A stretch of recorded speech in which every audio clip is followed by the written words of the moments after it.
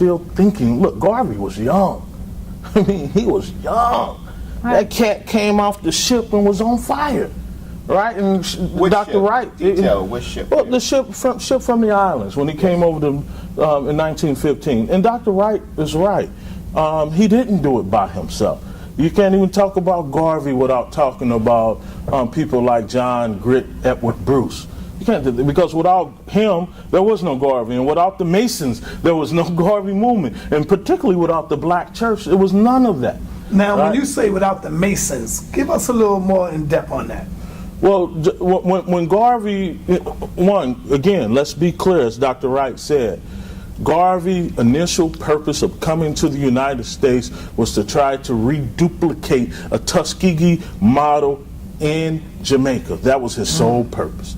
But when he got here, he even talks about what he saw during his 1916 tour, that he got a letter from W.E.B. Du Bois.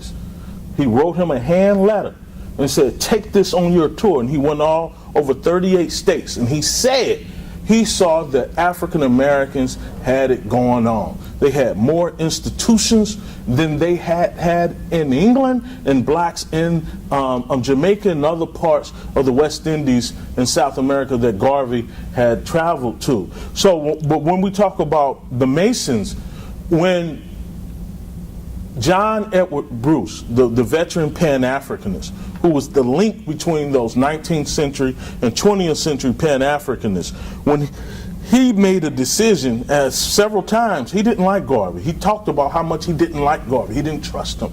He wrote about it. And when the FBI contacted him, he was like, Garvey's a fool. He's just here to, like a lot of these cats coming, just to trick the people. But when he did join the UNIA, Bruce sat Garvey down and said, for what you are doing is right. However, if you want to reach the core of black people in America, there are two ways you have to do it. The first way is to go through the Masonic lodges. And once you go through the Masonic lodges, in which a lot of African American pastors were Masons and still are, you will have the key to the black world if they feel that your heart is right. And that's what happened. And so Dr. Wright, again, is right. It wasn't Garvey the great man, as people say. And there's a plethora of new research that has come out over the last 10 years to establish that.